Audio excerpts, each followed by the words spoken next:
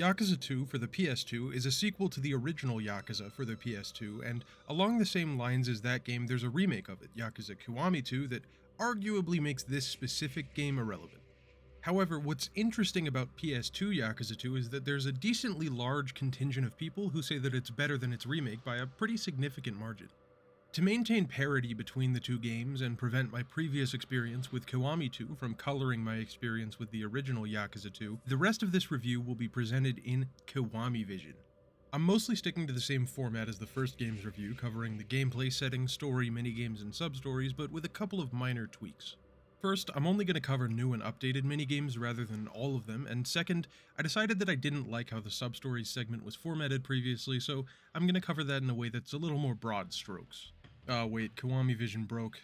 Whatever, I'll just leave it off, even if it means this review's a sham now. Before I get into Yakuza 2 properly, here's an extremely brief story recap. Kazuma Kiryu, an ex-Yakuza, got out of prison recently and tried to find his love interest from before he spent 10 years in the joint. This resulted in the uncovering of a corrupt government official, the death of Kiryu's love interest and his former best friend, and the adoption of his love interest daughter, Haruka. The two are now living a peaceful life somewhere other than Kamurocho. Let's see, how about here? Sure, Kiryu and Haruka are now living in Obama, Japan.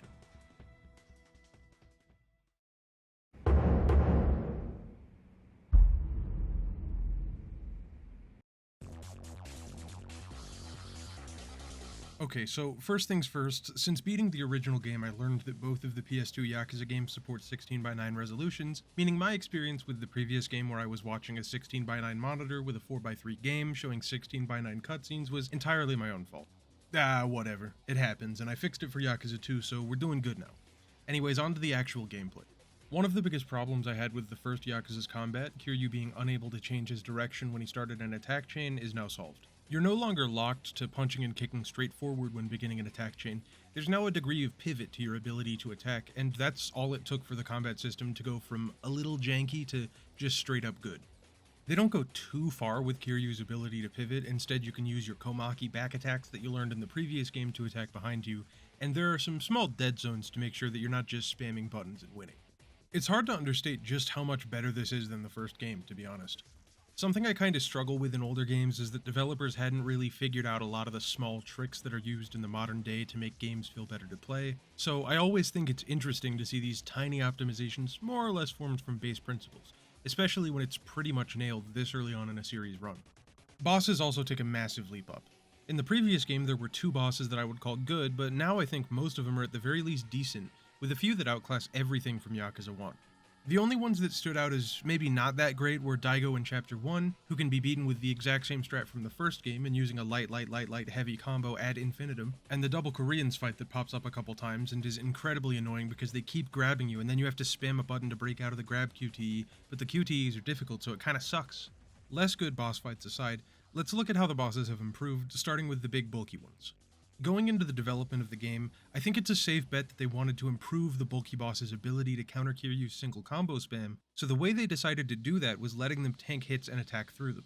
I get what they're going for, it makes sense to have characters that look like they could take a hit be able to take a hit, but there are some serious issues with how it's implemented. Specifically, that for some reason when a bulky enemy gets hit in the middle of their attack's startup animation, they might recoil from being hit, but while they're doing that, the animation for the attack that was in progress is still going, and if you keep attacking them, then they'll continually break through your attacks to hit you, and because you were in your own attack animations, there's not a proper way for you to defend yourself. It makes some of the fights feel very janky. I took particular note of De Silva and Gary Buster Holmes in the Coliseum, but it's a somewhat pervasive issue. Still, I would prefer a game with some friction to a game that's just spamming the same combo the whole time, so I think this is overall a big step up. The other side of the bosses were the fast lads. What's weird though is that there are far less of them in this game. The only one I can remember off the top of my head is Majima, which makes it a lot easier for me because there's a direct point of comparison between Majima's boss fight in Yakuza 2 and his fights in Yakuza 1. In the original, I didn't much care for these fights. He tended to spend the bulk of the fight running away before dashing in and poking you with his knife, meaning it was pretty awful to find an attack opening. They tended to be very long encounters, just because there wasn't a way for Kiryu to deal a significant amount of damage quickly, let alone effectively initiate a combo, so they weren't very fun. In Yakuza 2 though, yet again, it's so much better. First and foremost, Majima dodges less, which is alone enough to improve the fight. He also has a much more interesting pool of attacks, mostly combos with kicks and the occasional knife move mixed in, which is far more fun than the random single stabs that felt like everything he ever did in the first game. It makes you think on your feet a lot more, like rather than he'll stab, I dodge and light heavy him, you're thinking I have to be spaced out from him, so if he does the punch move I can dodge to the side and start a combo, or if he does the knife move I can walk to the side to avoid the kick combo and counterattack, which is far more engaging and thus more fun than the first version. My only complaints with this fight are that they arbitrarily take away your ability to grab for no real reason, and that Majima's get-up attack is really screwy because he always does it out of being launched by a combo, so you're mentally preparing for a ground punish and then he punches Kiryu in the gut for a shitload of damage. Most of the bosses have kind of fallen from the two extremes, bulky guys or fast guys, into more of a middle ground, which I'll call the Nishiki zone because he was the only one there in the first game. Sometimes they'll block, sometimes they'll dodge. They don't stick to one defensive option, which makes for a much more engaging fight. If they dodge, for example, you have to be ready to use your Komaki back attack moves, and if they're blocking, you have to use a block breaking move. You have a couple new options to deal with them other than the previous game's over-reliance on light heavy or just heavy, like light heavy heavy, but the thing about these enemies is that they aren't big bulky fuckers, they're just average sized, and you know what that means, grabs. Grabs are the bread and butter of Yakuza 2's combat. Not only do they initiate a ton of heat actions, but the amount of enemies that can break out of them is significantly reduced. Throughout the entire game, there was only one enemy that I remember being a problem as far as being unable to grab, and he was just a random guy in the Coliseum. There's virtually no downside to grabs now. Especially if you equip the accessory that lets you hold people for longer, you can take virtually any enemy, grab them, drag them to the nearest wall, and slam their face into it for the freest damage of your life. The only thing you have to be mindful of is heavy enemies, because if you happen to try and throw them, you'll be greeted with the really tight QTE button spams, and more often than not, if you don't expect it to be coming, they'll be landing on top of Kiryu for a significant amount of his health. I think it's a fair trade-off though. The grab is strong, extremely strong, so having enemies who pose a threat when grabbed, mixed in with the ones that are far more vulnerable to it, balances the combat out somewhat. Balance is relative though, and in my opinion, Yakuza 2 is a little too imbalanced in favor of Kiryu. There's a huge pool of heat actions now, from super niche ones that can only be done in 2 fights throughout the game to ones that are constantly useful, but because there are so many, the developers decided to expand your heat bar to a comical extent. You now have not 1, not 2, not 3, not 4, not 5, but 6 heat bars. Holy shit, that's so many. So what you can do on any given fight is just spam heat actions. Grab them, as mentioned, find a wall or a waist-high object, or the floor if you're at full HP, and just heat action them until the cows come home. There's absolutely nothing that poses a threat, and as a result, everything in the game is basically automatic as soon as you get past the Majima fight. You also have even more options defensively, like the Komaki cat flip, Komaki dodge hit, and Komaki knockback, which means that if you're good with timing, there's basically no way the enemies are going to be able to hit you. There is a slight trade-off though, in that it tends to require you to go a little out of your way to unlock the skills. The cat flip, for example, requires you to find a cat in the back alley behind the drugstore in Kamurocho, and then get acupuncture way later in the game. This also goes for the tiger drop. You get a really cool moment of actually doing it on a tiger as a finishing blow, but then once you do that, you have to get acupuncture again. And if you happen to level up enough to trigger the level-based acupuncture skill, it's very easy to assume that was the only one that you get through acupuncture and not go back, missing out on the coolest move in the game in the process. By the way, the tiger drop timing is way better in this game. Couldn't fit that in anywhere else. Okay, now I want to point out some specific boss fights from very, very late in the game, which are, in my opinion, the worst and best fights that the game has to offer. Spoilers for Yakuza 2, and by extension Yakuza Kiwami 2 from here on out. The second to last boss involves fighting Terada, the former 5th chairman of the Tojo clan after Kiryu abdicated the position. He has an SMG and a bunch of goons, and what he'll do is run around the arena willy-nilly, shooting at you and breaking out of your combos, without ever actually posing a threat or doing anything that isn't easily avoidable with a single dodge to the side. Still, it's really easy to accidentally overdodge and end up staring down the barrel of his gun, where you're gonna eat half a magazine before Kiryu falls down and can dodge out, so it feels awful. Terada's fight is a weak retread of Jingu, being an old guy with a gun and a bunch of goons. Surely this won't be a recurring endgame boss fight type, but even worse, because the design intentionality that made Jingu's fight good is gone. It's just, he's a bad guy and had to be dealt with, so we fight him and that's it. Then there's the girders. Oh god, I hate the girders. I've mentioned it a couple times through this segment, but the QTEs in this game are so incredibly tight that more often than not I struggled to hit them in time. It would feel like I did, but then apparently I just didn't, and it was so consistently a problem that even on a fight this late into the game, Kiryu ate a solid 3 girders to the face and I could do absolutely nothing about it. God, I hate the girders. What I don't hate though is the final boss, which is yet again the best fight in the game. Ryuji is basically the perfect example of how they took the issues with the bulky enemies, fixed them, and in the process made fights much more fun, but with the added benefit of just being cool as fuck. Strangely, he was also the only big enemy that I never had the animation cancel issue with. Ryuji's fighting style is designed to directly fit his character. It's very all-out with these massive slow swings that'll just eradicate you if they hit, but he's putting the full force of his strength into every punch, seemingly without even considering how defense would factor in. As he says, a real man ought to be a little stupid.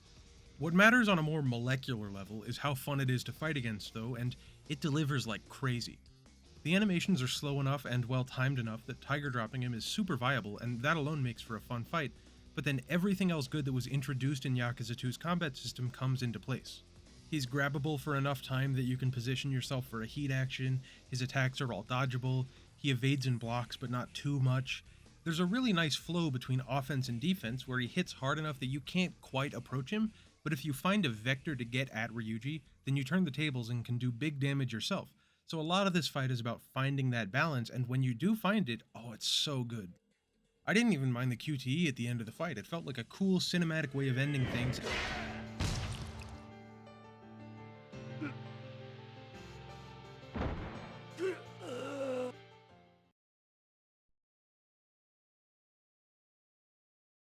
I failed the QTE. Okay, the insta-kill QTE for literally the last button press of the game is pretty awful, but I honestly didn't mind it that much because the Ryuji fight is just that fun. A couple of miscellaneous gameplay things before we move on to the setting. The fixed camera is still here, but it's gone in combat, and also some buildings like Purgatory and the Golf Center. My issues with it persist, and I'm glad it's gone after this game. The incredibly long, jarring loads between encountering a fight and actually fighting the enemies are now significantly cut back. Here's a quick example.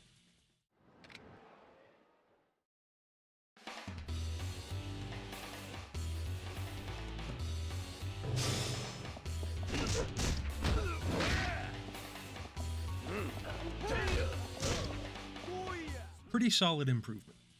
They did another attempt at stealth, which is a little less bad than the first games, but is still pretty terrible.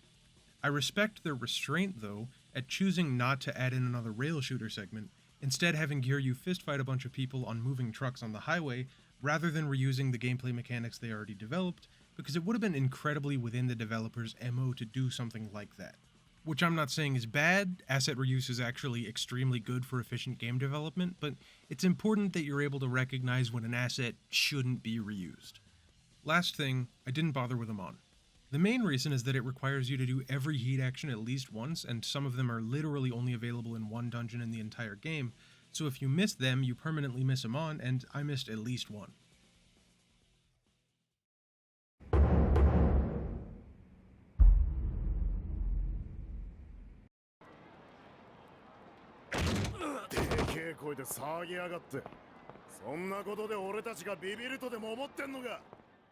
The English VO from the first game is gone, and the whole experience is so much better for it. I'm not going to say that it adds immersion for the voices to all be in Japanese because it's set in Japan. I don't feel like that's particularly relevant in almost any game, but what matters far more is that there's now competent voice direction, and that alone makes the game way better. There's kind of a butterfly effect from dropping the English VO in favor of the Japanese. Because characters in that game are written to call Kiryu Kiryu and not Kazuma, the English localization has to mirror that by having characters call him Kiryu, because you can hear the word Kiryu being said and not the word Kazuma. This type of thing goes for word choices all over the place. If the localizers aren't rewriting the entire script to fit an English voiceover and the Spike TV tastes of the audience at the time, the original script is going to be able to shine through more and thus result in a generally better written story overall. There are still some lasting consequences to the poor English translation from the first game though, mainly character names. The issue with Kazama being called Fuma now has a giant spotlight shown on it due to the fact that the voices say Kazama, which makes it far worse.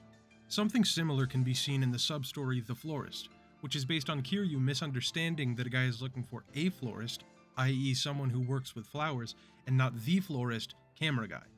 When the florist is localized to Kage, The joke behind this sub-story completely misses, all because of an unnecessary choice to rename a character. While most of the random fucks from the previous game's script are gone, they do still show up from time to time. Thankfully, the most jarring of them is like 45 minutes into the game, so it's really not that much of a factor.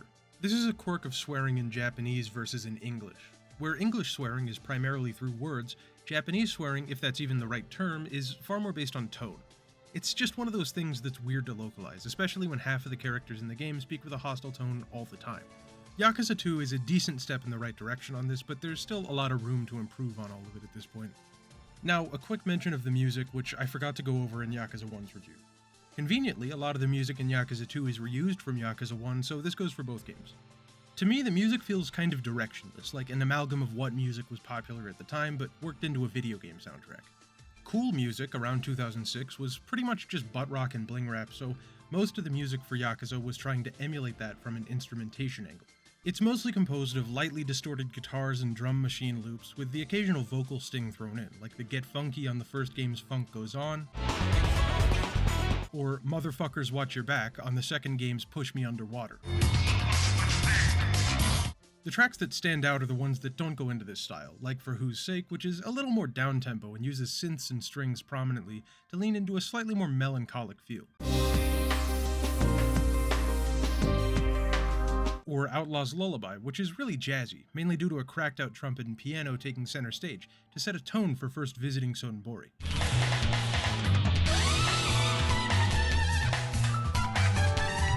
Oh, also, the song No Laughter has this fucking moan sound effect in the mix, which really takes me out of it.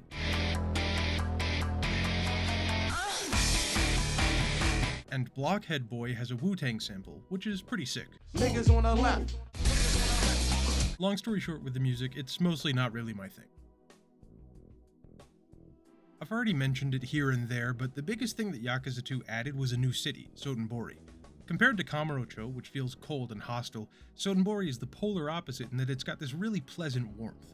When you're in Kamurocho, it feels like there's something lurking around every corner, some punks ready to jump you or scammers about to prey on Kiryu's gullibility, but despite Sotenbori having all of that on paper, the tone is completely different. Fitting the fact that this is a sequel, Kiryu feels strong, like he can handle anything that's thrown his way, so rather than there being threats on every corner, it's more like there are little diversions all over the place for Kiryu to get wrapped up in.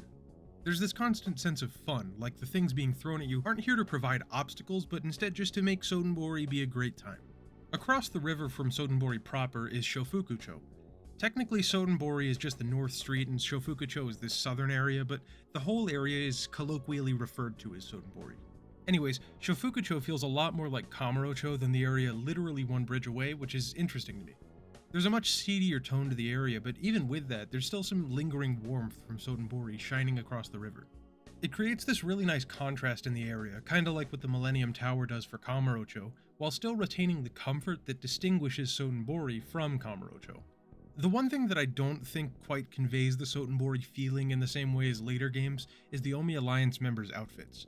They tend to be a lot more yellow and brown in later games, which does a lot to reinforce the tone of Sotenbori as kind of baked into the culture of the area, but that's not really the case in Yakuza 2. If you've only played Kiwami 2, you might not know that there's actually a third city in this game, Shinseicho. I'm gonna be completely honest, I get why they cut Shinseicho. Compared to Sotenbori or Kamurocho, there's just nothing that makes it stand out. There's like 2 restaurants, a convenience store, shogi, and the acupuncturist, but other than that I can't think of anything about Shinseicho that distinguishes it. In subsequent games, it's kinda been transformed into the little area of Sotenbori with the park, and in my opinion, for good reason, because there's no point to the area as its own place.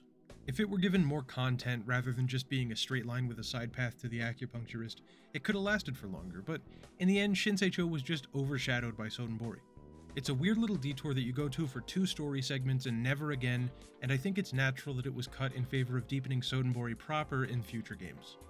Sotenbori still plays second fiddle to Kamurocho though. While it'll eventually grow into a much better location, it's clear how limited Sotenbori is at the moment. There are less mini-games, less restaurants, less sub-stories, the whole area is significantly smaller. That's not to say it's bad, but I think it's fair to point out that Kamurocho is still comfortably the main focus of Yakuza 2. Speaking of which, Kamurocho is mostly the same, but with more enterable buildings, which deepens the city and thus is almost completely better. Here's a quick map comparison. The building west of Theater Square is now the bowling alley. Sushi Gin has been added on Showa Street. La Marche has been added on Showa Street. Kanrai, the best restaurant in the series, has been added on Shichifuku Street. The video store has been changed from a secret weapons store to a video store with a secret weapons store. A store that lets you watch videotapes is now across from the Champion District. Earth Angel has replaced Perry's in the Champion District. The Mahjong Parlor has been added near the pawn shop. A secret casino has been added in the building where Shinji died, combining the casino in Kyushu No. 1 Star and the dice hall in the booth by the coin lockers into the same place. The biggest addition is probably Kamurocho Hills, which has replaced the massive homeless park in the north of the city. This should be very significant. The problem, though, is that there's literally no way to recognize this as a big change until you're already back in Purgatory. Majima says that it's a major development, calling it something like a giant steel skeleton, but the massive issue that is the fixed camera rears its ugly head here once again. From the outside, all we see is the same fencing that blocked off the homeless park in the previous game, so there's absolutely no way to properly recognize that this is a huge difference from the last game's Kamurocho, and that's disappointing to me.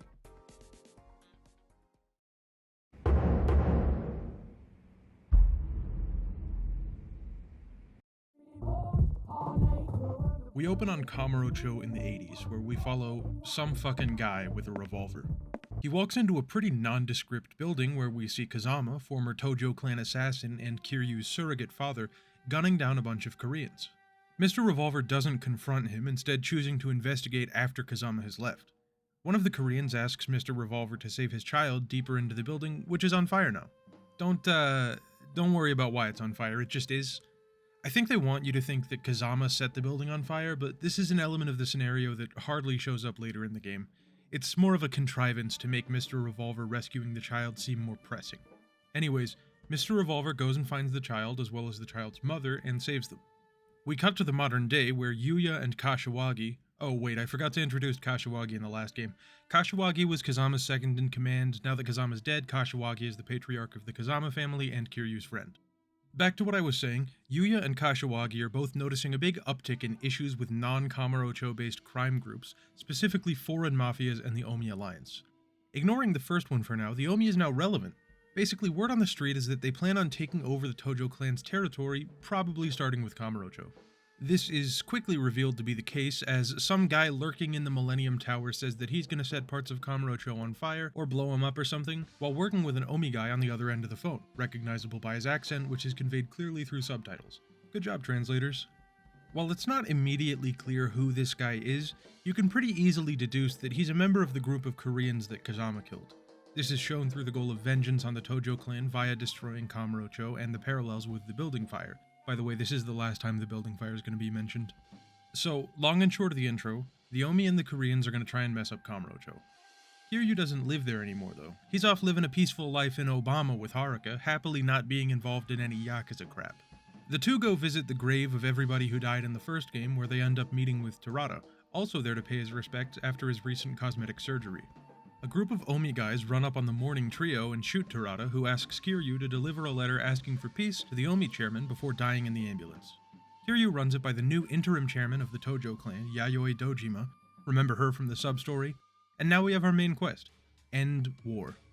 Before we head off for Osaka, Kiryu decides that he wants to recruit somebody to take over for Terada, Daigo Dojima. Okay, let's look at this from the perspective of a person who's only played Yakuza 1 before this. Who the fuck is Daigo? What makes this random-ass guy, who we know literally nothing about, suitable to replace Terada as the next Tojo chairman? Kiryu says, the Tojo lost a pillar with Terada's death. I believe Daigo is the only man who can rebuild the clan. Again, let me remind you, Daigo has not existed prior to 3 sentences before this quote, and now Kiryu is pushing him as the next Tojo chairman?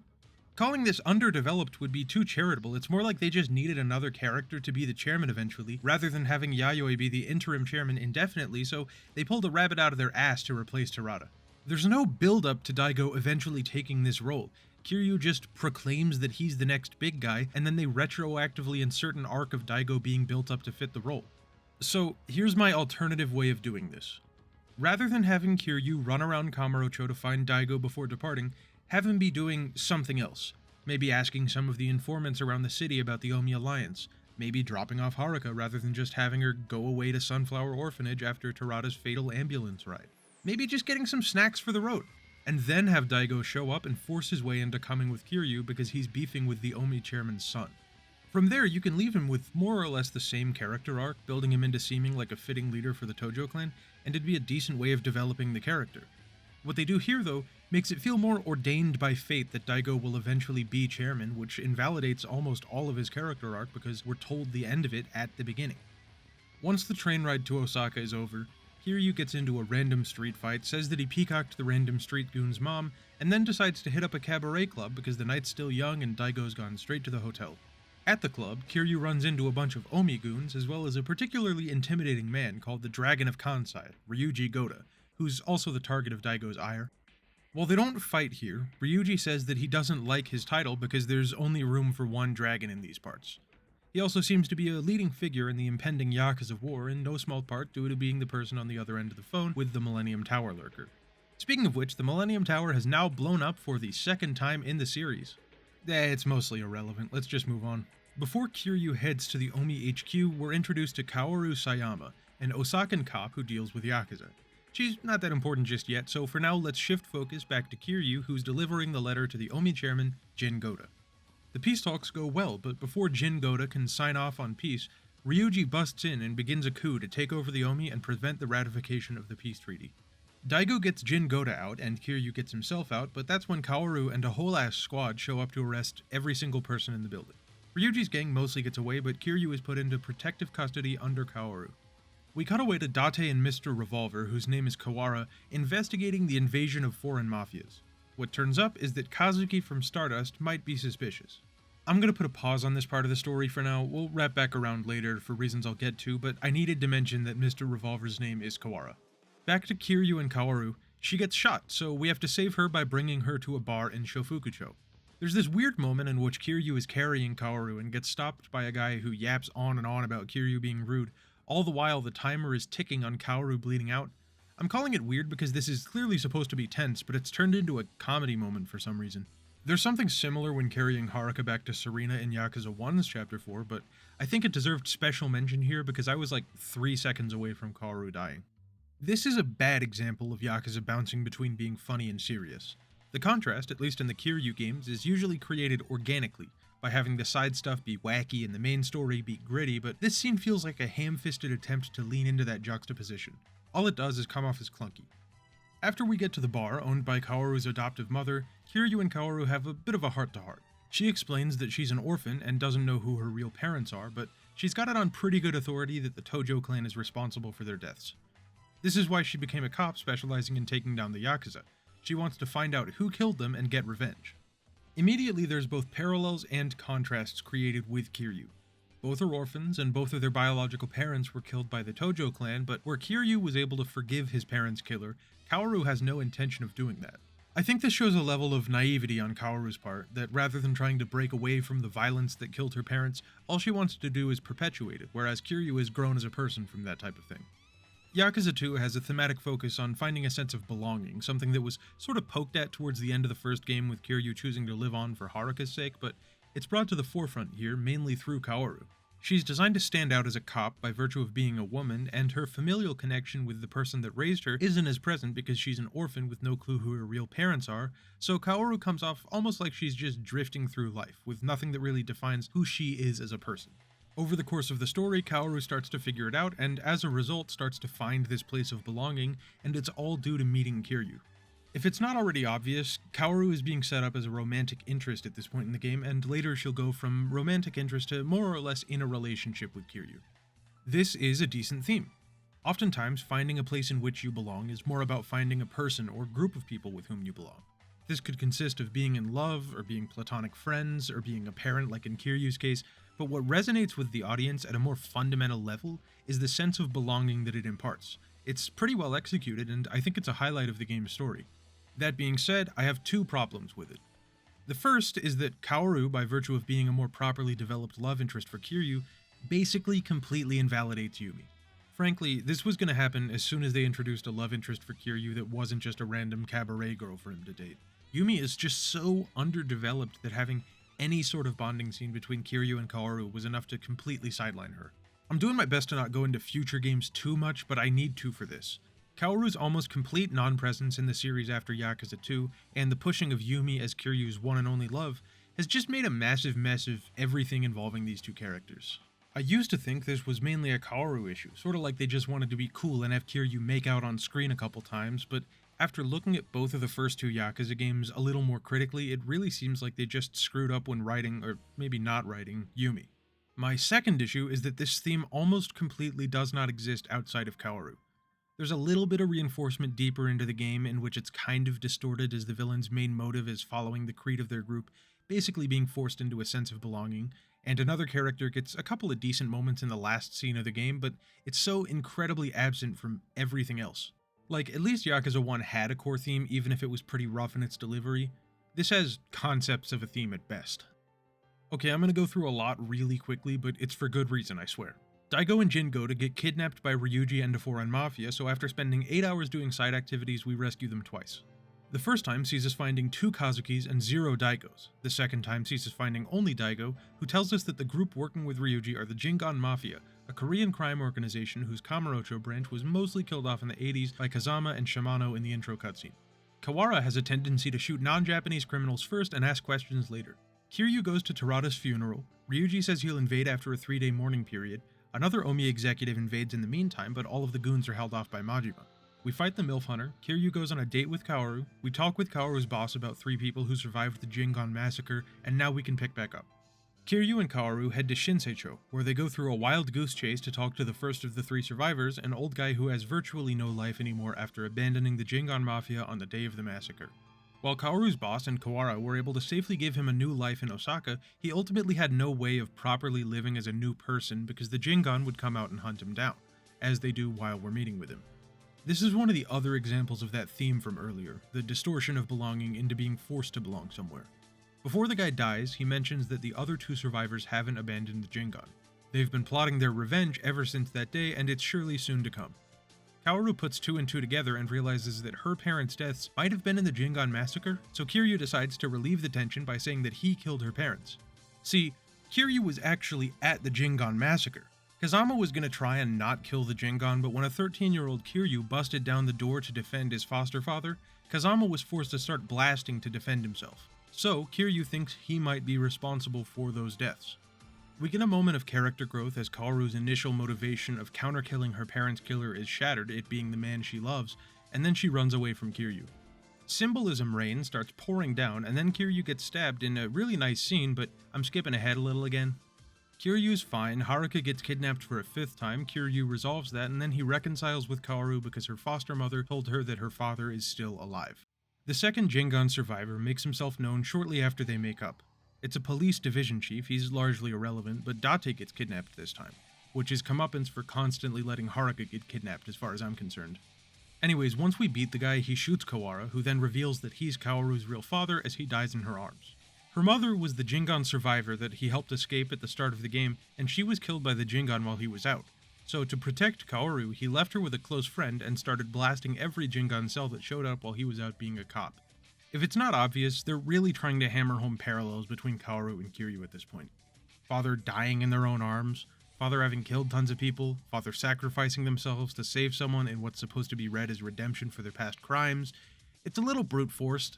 I think Kaoru as a romantic interest is completely fine, even without these really aggressive parallels to Kiryu, so I'm not a huge fan of them taking a real shotgun approach to putting the characters on common ground. On to more pressing matters though, Ryuji's invasion has now started. Thanks to Daigo rallying the Tojo clan troops, this is where his arc of being built up to be the next chairman concludes, we fend off the initial wave.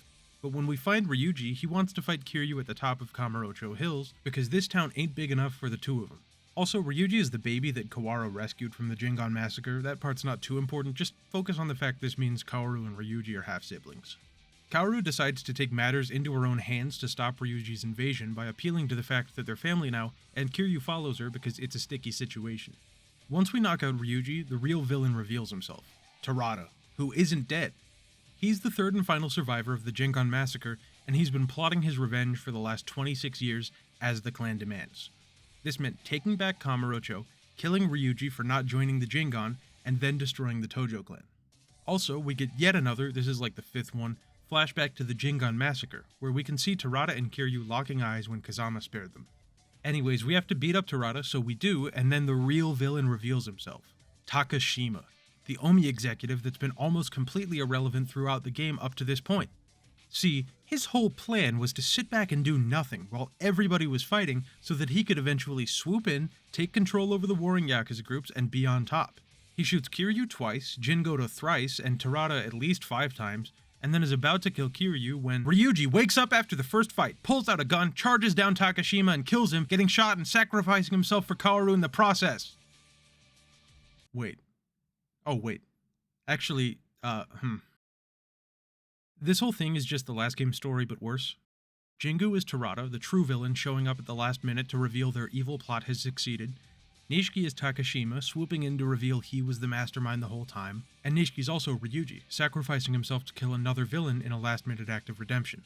Kaoru is Yumi, Kiryu's still Kiryu, and the bomb that's about to go off when we beat Ryuji is the bomb that blew up the Millennium Tower for the first time, but at a different skyscraper, because the Millennium Tower already blew up in this game.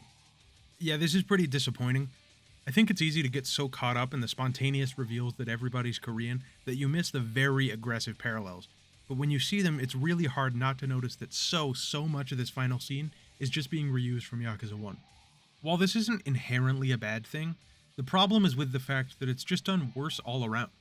Jingu still had a role in the story of Yakuza 1 that builds him up to being a major villain, but Terada is just literally shoved into the role for no reason. And the sum total of Takashima's relevance to the plot prior to this point was ordering Kaoru to be shot. Ryuji's redemption arc consists of Kaoru telling him that they're siblings, which completely shifts his whole perspective on the world for some reason, despite having no connection to her prior to that moment. It's supposed to be that other example of belonging I mentioned earlier, but it feels extremely out of place. I don't think they even meet face to face until the top of Kamurocho Hills. That's how spontaneous this all is. There's still a slight basis for Ryuji doing the things he does, as according to Kiryu, Ryuji tends to be a very instinctual person, but it really feels like a weak motivation for him to throw away his life. Ryuji sends Kaoru down the elevator to save her, knowing that he won't last long with multiple giant holes in his torso. Seriously, the exit wounds are pretty grisly for a PS2 game. Kiryu's thinking pretty much the same thing, so they fight because town ain't big enough something or other. Kaoru rides the elevator back up as Ryuji bleeds out, and then rather than save themselves, Kiryu and Kaoru decide to make out as Haruka and Date watch from a helicopter. The timer for the bomb goes off, and we cut to black. Okay, listen, motherfucker. There's 2 minutes on the clock when Ryuji kicks the bucket. That's so much time to get out of there safely that it verges on comical. You could probably be half a mile down the road at that point. It's literally just writing in drama for the sake of drama, and I hate it. The post-credits scene shows Haruka standing over a grave mourning someone. Yeah, it's obviously not Kiryu and Kaoru because we haven't gotten to the Yakuza Kiwami 3 sewing minigame yet. The person she's mourning is actually Terada, who never armed the bomb in the first place. Terada's whole plan doesn't make fucking sense at all. Let's go through this. First, he spent 26 years plotting his revenge and then decides not to do what he spent 26 years building up to for some reason. Second, his reason for not properly detonating the bomb relies on Kiryu deciding to go up to Kamurocho Hills to fight Ryuji, which requires Ryuji to want to fight Kiryu somewhere cool rather than just killing him in Stardust. Third, his motivation for saving Kiryu requires him to remember seeing Kiryu at the Jingon Massacre, form a goddamn soul bond with him or something as a result of Kazama saving both of their lives, get close enough to Kazama to be involved in Yakuza 1's plot, and end up the chairman of the Tojo clan before he can finally orchestrate faking his own death at the hands of Ryuji's clan. Many words come to mind with Terada's plan: incomprehensible, baffling, convoluted, threadbare. But it all boils down to one thing. This ending is fucking stupid. Okay, now it's time to go all the way back to when I skipped through things, and that's because I have a huge issue with everything I skipped through. None of it contributes to the overall plot in any way. Here's a very high quality infographic that shows why it's all so disconnected. You've got the main plot on the top, but then everything else is a side plot that doesn't tie into anything else at all. Just looking at the Florida Sun, for example, that was relevant in the first Yakuza because it had a thematic connection to the main plot, which is good, even if I was iffy on its execution. Here though, there's absolutely nothing. It feels like they wanted to build this theme of parenthood up between some of the random side arcs and the general plot topic of finding Kaoru's real parents, but a theme doesn't exist if you don't say anything about it. You can say parent, parent, parent all you want, but if you aren't able to actually make something to connect the words together into a deeper meaning, then it's completely meaningless. Speaking of meaningless, those two separate plotlines. Both of these are things that happen, but they don't contribute to the actual narrative so much as they're just sort of side things that occur. Starting with the two Kazukis one, we go to rescue Daigo the first time, but in their place we find two Kazukis instead, because one has been impersonating the real one to get the Jingan into Kamurocho. Fake Kazuki is about to shoot real Kazuki and Kawara when Kaoru busts in and shoots him, but because the florist happened to have a camera at a certain angle, Date is framed as a murderer. Nothing comes of this. We visit the real Kazuki in Dr. Enomoto's clinic later, where he says that the Jingan have placed 33 bombs around the city, one for each Jingan death. All of these get dealt with off-screen except for two. The first is with the Jingan cop guy, and the second is shown in a cutaway gag when Majima is defusing the bomb and fails. In reality, he succeeded. That's it. There's nothing else here. The payoff is quite literally a joke. Then there's the Sengoku plotline. It starts with a wild goose chase, yeah those are back, and the vast majority of them are contained in these irrelevant padding segments, to play Mahjong and get intel on Takashima and Sengoku, another Omi executive who's even less relevant than Takashima. Sengoku then puts a bounty on Kiryu, which comes and goes as necessary to be dramatic. They want Kiryu to fight the Mahjong guys, bounty's on. They want Kiryu to get stabbed, bounty's on. Outside of that, it's not relevant at all. It's a shame because the scene in which Kiryu gets stabbed is actually amazing. It's set to this music that feels way too happy for the fact that Kiryu and Kaoru just fought over whether Kiryu is responsible for a parent's death. But then the game goes completely silent as the homeless guy inserts the blade.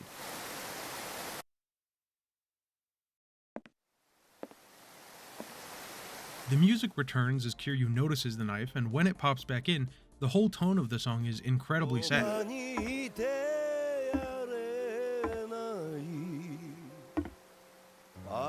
It sounds like Kiryu has just lived the last moment of his life. The problem is, nothing comes of this other than being a cool scene. Kiryu's perfectly fine after getting bandaged up, and then we fight Sengoku in his giant golden castle that emerges from another castle shortly after. By the way, the people who say the modern Yakuza games are too wacky can shove it. And once Ryuji kills him, there's no further relevance to the plot there. It's just things that happen for no reason, as are all of these completely unrelated plot beats. Especially in the case of the four nodes that aren't connected to anything, it feels like they're only there to be padding, which tends to bloat out a story and thus make it worse. In all of these cases, they could have just been cut and the game wouldn't be any worse for it. Except I do think it's kind of interesting that they set up the Haruka idol thing here. I thought that was a Kiwami addition to tie in with later games in the series more. I did not like Yakuza 2's story. While I had some grievances with the first game, Yakuza 2 feels like a step back in pretty much every way. The first game, at least, had a core theme, but this one only pokes at the idea of a theme without actually delivering on it.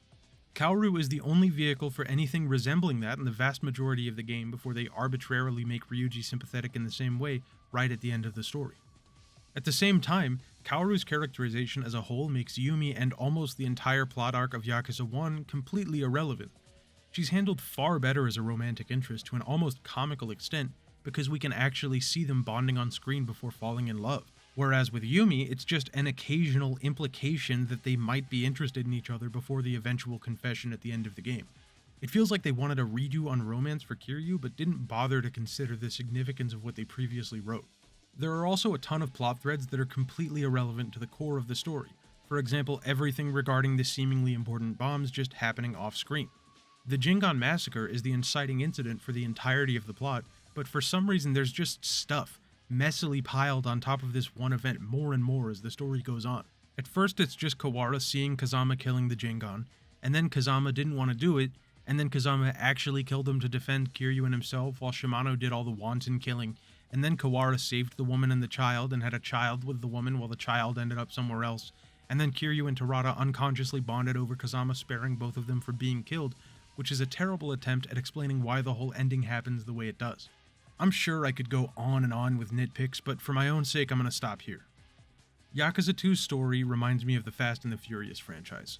It's far more focused on being cool and having hype, exciting moments, all the while saying it's about family, without any kind of core to make the audience form a deeper connection with it.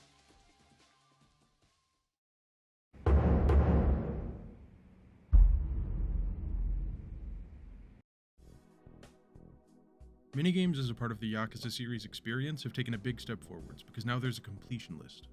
After Yakuza 2, this has become a series staple, but we're definitely starting off pretty rough here, far from something that deserves to be looked upon as key to the Yakuza game's whole thing. The minigames part of it is just about the most literal definition of completion that they could have used. The batting cage's completion is based off of hitting 20 out of 20 home runs in every single batting course, for example, and because they couldn't come up with a way to count completion for slots and gambling, you just have to win a certain amount of money back from it in one session, which is not exactly fun to say the least. More on that in the Substories segment. Immediate issues aside, I think that the addition of the completion list is very important in that it encourages you to mess around with the side content and by extension get more immersed in the world of the game, so it's a good thing despite being a little bit whack at this point. It's an extremely valuable part of what encourages people to stick with the Yakuza series because the extrinsic reward of stats or completion points or a checkmark morphs into an intrinsic reward of just liking how the karaoke songs sound. Also, there are still your classic completion list things, like having eaten everything at every restaurant, but it's most directly tied to minigames, so that's what I'm focusing on. Before I get into the new minigames, here's a quick list of minigames that either haven't been updated or have been updated so marginally that it doesn't really count as being updated.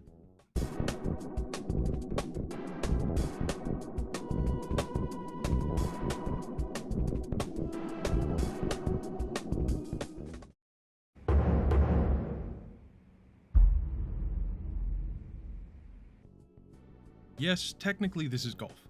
However, I want to present an alternative theory. Actually, this is darts. Let me explain.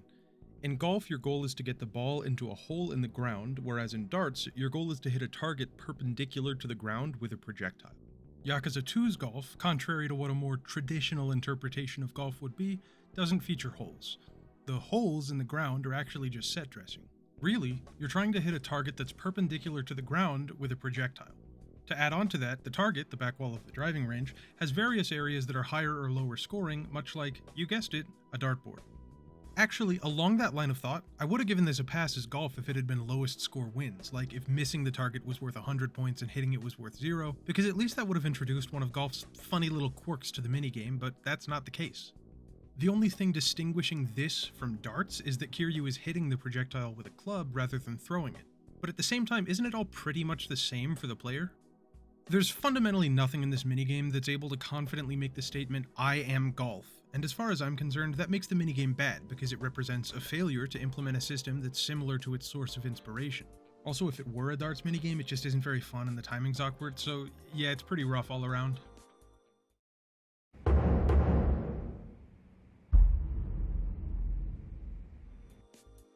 YF6 is a parody based on Virtua Fighter, in which the 6th game in the series has become a fully first-person, melee weapon-based fighting game in a Tron-esque style developed by Ryuga Gotoku Studio. In a wacky twist of fate, Virtua Fighter 6 is currently in development by Ryuga Gotoku Studio, albeit none of the other things seem to be the case. Still, it's interesting how things play out sometimes. Anyways, YF6 isn't very good, and one can only hope this isn't a bad sign for Virtua Fighter 6. I think the biggest issue I had was the fact that there just aren't controls listed anywhere. You're supposed to be able to just use Kiryu's normal buttons for things, but the way that the game is designed just doesn't make that clear. For example, I didn't realize that you could block for like a solid 10 minutes. When I pressed down the left bumper, it didn't seem like anything was happening because I couldn't see my character's weapon or animations, so being a little stupid, I assumed that blocking was just one of those things the NPCs can do but you can't, like shooting guns, which I still haven't figured out how to use or if it's even possible. Of course, none of that matters, because you need 2 buttons to beat everything in the whole minigame. Press cross or A to dodge when the enemy aims at you or starts a combo, then press triangle or Y to do a heavy attack when you've successfully dodged their attack. That's literally everything you have to do. It doesn't matter, the tournament boss, the practice boss, the sub-story that involves this minigame, just do that and you'll win with ease every time. To say YF6 is low depth is an insult to kiddie pools.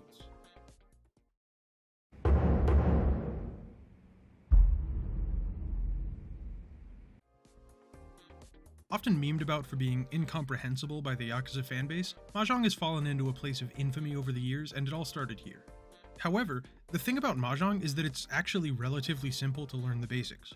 To keep it as straightforward as possible, your goal is to get groups of 3 tiles, either the same tile or in sequence, in poker terms a straight or a 3 of a kind, plus 1 pair, and when you're 1 tile away from winning, you press the Ricci button, in Uno terms you say Uno, and hope that somebody discards into your hand. Basically, it's somewhere between Go Fish, Uno, and poker. There are also a bunch of other hands and stuff, and knowing more about what the more in-depth hands are and which win states are worth more is generally going to make you win more, but that's for after you've learned the basics. I'm going to contend that the real thing people are intimidated by with Mahjong is the fact that one of the tile suits doesn't use an easily countable number of symbols, so you see the tiles go 1, 2, 3 window, and immediately you're freaking out. I'm not going to say this is unjustified or anything, I've been there too, but I think if you're willing to put in the relatively low amount of effort to learn what the 6 symbols are, then it's really not hard to learn the basics of Mahjong. Now, specifically relating to Yakuza 2, this is kind of a dull version of the game. Especially for relative beginners such as myself, there's not much to really draw me into playing Mahjong more than whatever desire I have to get better at it, and also a sub-story. I like the sound design of the tiles on the table, that's extremely satisfying. But it's very hard for me to get past the fact that there's a 21-page tutorial booklet attached to the minigame, so when I'm playing Mahjong, I just know that I'm not doing anything close to what I should be doing, and ultimately it results in the game just not being all that enjoyable for me. Also, I don't know if this is just my experience, but I swear that the Mahjong RNG is screwy. It's uncanny how many times I discarded a tile only for the very next tile to be the exact one I discarded, or the exact one I needed to pair with the discard, to such an extent that I'm convinced it's fucking rigged. I found multiple decade-and-a-half-old forum posts saying it feels rigged too, so I'm gonna choose to lean into confirmation bias and say that if you're looking for a Yakuza game to be a half-decent Mahjong simulator, keep looking.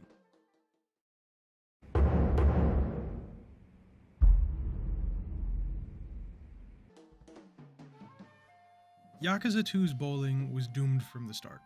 November 19th, 2006 saw the release of the perfect bowling game, and ever since then nothing has been able to come close. Yakuza 2, having released about a month after Wii Sports, clearly took the worst of the blow. So here are all of the issues I found with Yakuza bowling. There's no point in lining up your throw. Input lag makes it hard to accurately power your throw.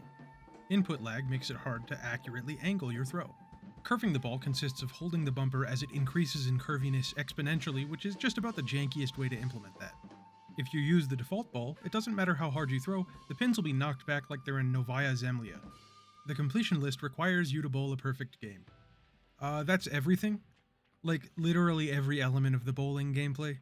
It feels a little overly harsh to say this is bad in every possible way because it's still bowling and thus still at least decent, but we're a long way from the bowling minigame being anything even close to good.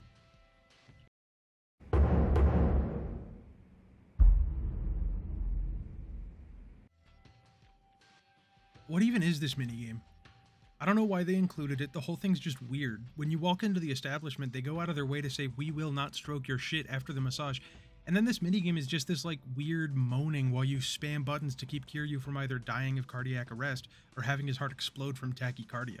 In my experience, a typical massage does not require you to regulate your heart rate, nor does it contain much moaning, but I mean that sign said it's nothing sexual, so surely it's not, right? Whatever, it's just a tongue-in-cheek joke that didn't quite land for me. There's no depth to the minigame if you can even call it that. You play it once to get another heat bar and then there's absolutely no reason to touch it again.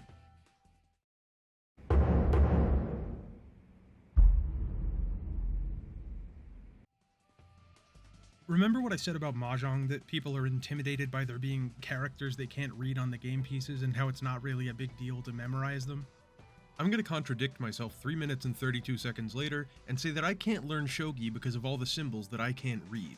See, the thing about chess is that the horse one goes like an L, and the pointy one goes diagonal, so I can understand that. But with shogi, it's more like the cross with a leg next to 3 lines over a cupboard on a curvy floor moves in an L, and the box with 3/4 of a rhombus and the letters TJ with a line over them goes diagonal. So for a guy like me, I spend half my time with shogi just trying to figure out which piece is which.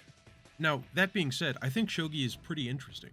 The graveyard system, for lack of a better term, is really cool. It acts as a pretty massive comeback mechanic because it lets you really worm your way into a better position and then gather more good pieces and then start to mount a counterattack, so there's a whole other layer of strategy to it that chess doesn't have. It's not inherently better, but it does do a lot to make shogi stand out as more than just chess with a couple more pieces. Problem is, I don't want to learn shogi, which puts me at a bit of an impasse. I don't feel like I can properly evaluate whether this is a good or bad version of shogi without learning it, but at the same time, I don't want to spend dozens of hours learning what the shogi equivalent of the Grob opening is. Oh well, c'est la vie. Shogi's fine, but I'm gonna embrace the fact that I lack the will to learn it.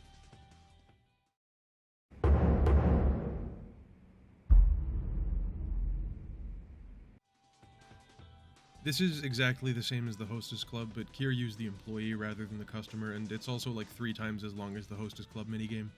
That being said, it's all part of a sub-story, so I'll cover this in more detail there.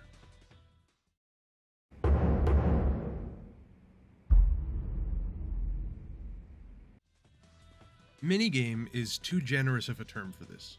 Menus is probably more apt. Listen, we're a long way from I wanna be your girl, ooh ooh ooh, so while this deserves to be pointed out as the start of the managing a club minigame, nothing else about it is good at all. You sit in menus to decorate the place, then you sit in menus to tell your employees to work harder, then you sit in menus to change the menu, and then the minigame plays itself from there so you can leave and go do anything else. You're hardly managing the hostess club, it's more like you're an interior decorator and flower delivery man who stops by sometimes. It's boring. So incredibly boring that even with this being a pretty major piece of side content, I couldn't be bothered to finish it.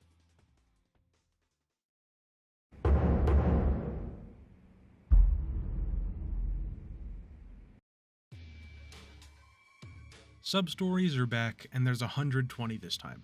That's a lot, and as it being such a massive amount indicates, yeah, there's a lot of bloat. Outside of one particularly stupid substory, I didn't see anything as egregious as the Dying Man questline from the first game, but there's still a ton of quests that are just Kiryu stops a scam, or Kiryu beats up a belligerent person, and because these are about as significant as your average street fight, they don't feel worth my while. Along the same vein, there are some of the worst substories in the entire series here, which I'll get to when they're relevant, but it's absurd just how terrible they get with some of them. Some highlights include borderline impossible minigames and a substory that's almost certainly going to be hours of some of the most mind-numbing stuff in the world, even if your PS2 can speed the game up to 10 times as fast like mine. Contrasting the absolutely awful substories though, there are a couple that serve as a foundation for some of the most memorable side content in the entire series. All of the massive side modes that are too plot-heavy to count as minigames and too big to count as substories, like Dondoko Island in Infinite Wealth, or taxi driving in Yakuza 5, or the biker gang in Lost Judgment, they all originated here. For future reference, I'm going to call these side stories because the massive side modes that are too plot heavy to count as minigames and too big to count as sub-stories isn't snappy, and I'm not witty enough to come up with something that's clearly distinct from the term sub-stories. Anyways, we have two side stories in this game, and strangely, they're actually categorized as sub-stories, singular, despite being whole-ass things in and of themselves. Starting with the first side story, Host Club Adam.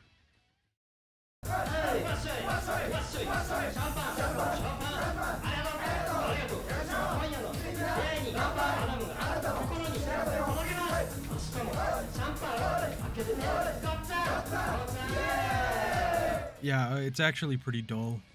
I already covered it in the minigame segment, but the whole loop of this is just the normal Cabaret Club minigame, extended to being like 4 times longer. In terms of story, I also think I sorta got off on the wrong foot with this one, because it really isn't that much more than your traditional sub-story. Kiryu gets asked to become a host and then ascend to being the top-ranking host in the club to, here's a surprise, stop a scam, so he does this by playing 5 rounds of the minigame. Fight goons outside the club, then fight another set of goons over in the champion district, and the scam is stopped. Let's say this side story was exactly the same, but with only 1 round of the minigame. Would it really be something that stood out, or would it blend in with the myriad other sub-stories that are just stopping a scam? The only thing that distinguishes it is that there's some more effort put into it than most of the other sub-stories' typical routines of run to a destination between 1 and 5 times, beat somebody up, maybe repeat once. While I've been ragging on it up to this point, this is one of the better sub-stories in the game, and that's pretty undeniable. I want to give it leeway too, because at this point in the series, I think it's a pretty safe bet to say that they didn't know that side stories would become what they are now. Yes, it's not much more than a reskin of a minigame that already existed in the first game. Yes, it's often more tedious than fun, but despite all of that, I respect them for taking a bold swing with this one. The other side story isn't quite as good, to say the least.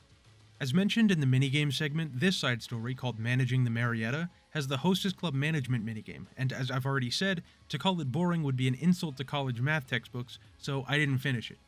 Instead, I looked it up on YouTube to see what I was missing. Frankly, not much. Starting with what's good about it, there is an actual story to it, and the story is at least decent. Kiryu gets recruited to run the club while the owner's out of town. In the process, he deals with debt collectors attacking it, trouble amongst the hostesses, and managing the club. By the end of the side story, the Marietta is doing great, and it's all thanks to Kiryu. This is good. I like seeing the side content grow into something much more fleshed out, and while it's not a complex narrative, it doesn't really need to be. It delivers on being a side story. The problem, fundamentally, is that it's just not fun to play. If it's tedious to deal with the main content of the side story, then what benefit is there for me pushing through the tedium to see the plot? There's just nothing whatsoever for me to say managing the Marietta is worth anyone's time. Speaking of time, there are a collection of sub-stories that are absolutely complete and utter total wastes of time, and I can't understate that. I call these hell minigames. They're versions of the minigames you know and love, well, love's a strong word, know and accept, but made significantly harder. These are to varying degrees. For example, the YF6 one is just as easy as normal YF6, but there are 4 in particular that stood out as absolutely, completely and utterly fucked. The first is called Albatross Akagi's Club, and it requires Kiryu to golf in ultra-windy conditions at a constantly moving windmill with targets strapped onto it, and somehow hit 8 out of his 10 shots on the 100-point target. If you fuck up and restart, the wind changes, by the way. What this means is that you have exactly 2 shots, and no more, to somehow get into the groove of perfectly hitting every shot with the exact correct timing at the target, or else you've failed the challenge and have to restart, with yet again only 2 shots to acclimate yourself to the new wind. Then we've got the sub-story American Baseball, which is more or less the same, but in baseball form. You have to hit these fuck-ass pitches that fly off your screen or curve on a perfect y=x², and the pitcher is constantly throwing whatever, over and over, and there's just no way for you to accurately react to the pitches being thrown at all. Your only option is to just keep going, infinitely throwing yourself at these pitches that are nigh impossible to hit, until somehow you can luck your way through winning. And while we're talking lucking your way through winning, Mahjong. That's the name of the sub-story, Mahjong. Lamest sub-story name award winner, naturally. While this one is thankfully just Mahjong, your starting points is 10,000 compared to the usual 25,000, meaning you have a much smaller margin for error than when normally playing the game, so if you're an amateur like me, this won't go well. I was already suspicious about the Mahjong bots being goosed a little, so it felt like I was being forced to carefully consider my every move while this lurking doubt that I was even playing a legitimate game sat in the back of my head like an occipital lobe tumor, which wasn't very pleasant. The final Hell minigame quest is the only sub-story in the entire series that I had to admit I just wouldn't be able to finish, the Slot Ace. Back in the minigame segment, I said that the slots machine requires you to win a certain amount of money back from it to mark it off the completion list. This amount is 10,000 chips in a single session. One win gets you either 6 or 15 chips, and a win isn't guaranteed by any means. If you did win on every single spin, you would have to win something like 953 spins in a row to hit that threshold, which is already a tedious task, but then you factor in the fact that a single loss invalidates the 6-point wins, i.e. the 6-point win pays for itself and one loss, and you're probably looking at around an hour per 1,000 chips for a solid 10 hours straight of playing slots, which is awful. Thankfully, the completion list is optional, so what about this sub-story? The Slot Ace requires you to win 3,001 chips to complete the sub-story. That's not as bad as the completion list, but you're still looking at 3 hours straight, without even being able to leave the building, of slots. I did this for 22 minutes with my game sped up to 10 times as fast, and I wanted to pass away. I only got to 700 chips in that time. The only small mercy with this sub-story is that it's one of only 4 sub-stories that aren't required to fight Amon, the others being Mahjong and a couple of shogi ones. All of these sub-stories are absolutely heinous. When the UFO catcher sub-story in this game is straight up pleasant compared to these, it's a very bad sign. While I'm talking about the bad sub-stories, let's get to the worst sub-story in the game, the one that I called particularly stupid a minute ago. It's called Yuya's Help, and I'm just gonna play it out in full.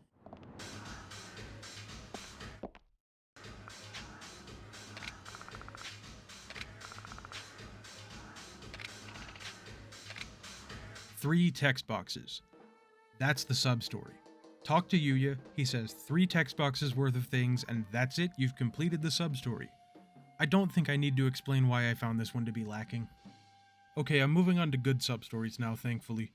This first batch aren't the best, but they're made into something that's at least decent because they unlock content. This was a relatively uncommon thing in the previous game. Off the top of my head, the only sub-story I can think of that had anything like that was The Price of a D-Cup, which unlocked the casino in Kyushu number 1 star, but there's a pretty solid 4 here. The first is Ryugujo, which gives you access to Shogi and Kamurocho, as well as the casino not in Purgatory and the Dice Hall, plus another chain of subquests with some of the most long and boring optional fights in the game, which I guess is hard to classify as a reward, but oh well. Then there are 2 weapon stores, one for Sotenbori and one for Kamurocho in the quests Tatsu and Beam Secret, respectively. Not too much to say about these, but Tatsu does establish the precedent of using the Sotenbori River as access to various businesses. The last, which I think is the most interesting, is called the Weapons Video Seller, because the guy sells both videos that teach you heat actions for certain weapons, and the weapons to use them. The guy is Kamiyama, a weapons dealer who will show up often later in the series, and the perfect segue into the recurring character quests. Yakuza 2 sees the return of Akimoto and Mizuki, the hostess and the guy about to end his shit because the hostess is exploiting him. We see how their relationship has progressed in the year since the last time we ran into him. Not very well, to say the least. Akimoto is now about to kill Mizuki and then himself, so Kiryu and Haruka go up to intervene, which doesn't succeed at all, but because Akimoto is a fool, Mizuki says that she's pregnant with his child through immaculate conception or something, and everything's all good. I don't know, something about this sub-story just rubs me the wrong way. Maybe I missed this one when I was playing Kiwami 2 5 years ago, but the impression I got of Akimoto from Yakuza 1 and 3 was more of a hopeless romantic. It feels weird that now he's threatening a murder-suicide, but maybe that's just me. Some other recurring characters pop up in the sub-stories: the troubled comedy duo, who show up in at least Yakuza 3, and Ilyujin, who's around relatively often, but one particular sub-story overshadows them all: Be My Baby. This introduces the Gondawara family, who also show up from time to time, but more importantly, this is the best sub-story in the game. Even knowing what their whole deal is and recognizing Gondawara when he showed up, it's really hard not to laugh at the wall of the brothel falling down to reveal a bunch of adult men in diapers acting like babies, who then beat up Kiryu for not joining in. I mean, that's primo shit right there, it's funny as hell. I also really enjoyed the fake Kiryu sub-story. It's pretty simple, but the idea of there just being a fatter guy going around pretending to be Kiryu, who then gets beat up by Kiryu and doesn't recognize that it's Kiryu despite looking exactly like him, is funny. A couple of others that stood out to me were the email job, which has a character go full Penguin of Doom, but only through email, and This for That One, which involves Kiryu listening to the worst rap ever written, and then hitting the guy with a Gordon Ramsay-esque compliment fake-out. This is all a pretty big step in the sub-stories. It shows that they're trying to write more that have different tones to them other than Kiryu is cool, the predominant thing for all of them in the first game, which is a good sign. Yakuza 2 tries this type of sub-story that doesn't really show up much at all later in the series, which I'll call friend sub-stories. The long and short of it is that you interact with a person a number of times, for example the takoyaki store employee at the entrance to Sotenbori, they'll eventually become Kiryu's friend, and you can then use a special heat action on enemies. As sub-stories, these are pretty bad. They're not quite at Yuya's help level, but more often than not, it's hardly more than winning a single generic fight. There's nothing that distinguishes the sub-stories in which you fight off thugs harassing a barker in Sotenbori and Kamurocho from just a normal street fight, and I feel like that's a bit of a missed opportunity. In later games, specifically Like a Dragon Ishin and Yakuza 0, there's a system similar to this, but done a lot better. This early iteration, though, is not quite it. Sub-stories still aren't the greatest, but it represents a massive step up from Yakuza 2's precursor. There are sub-stories that are actually fun, sub-stories that are well written, sub-stories that could make you feel something.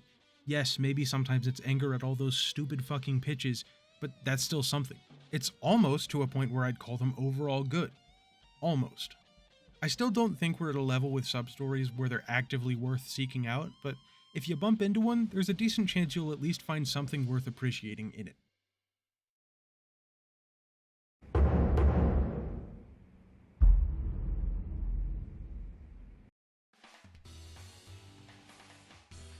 Yakuza 2 is 3 steps forward, 1 step back.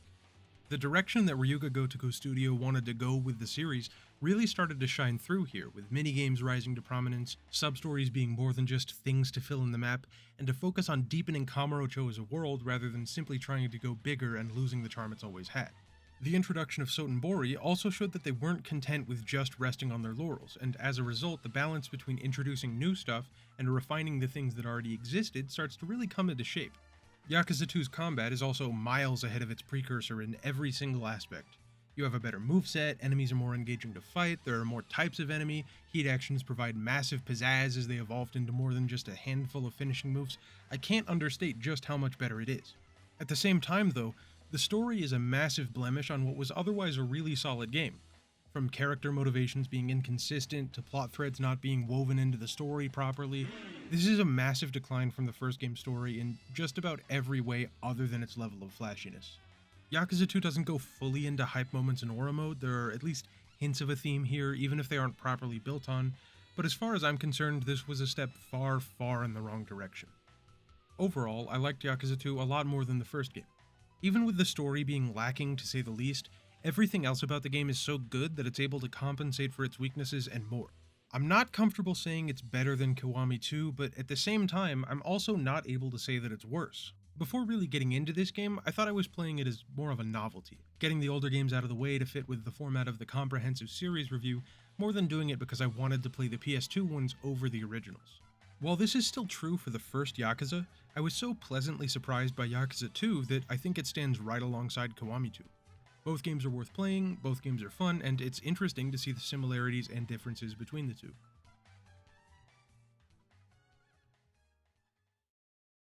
I'm thinking a tight 7 out of 10 for Yakuza 2.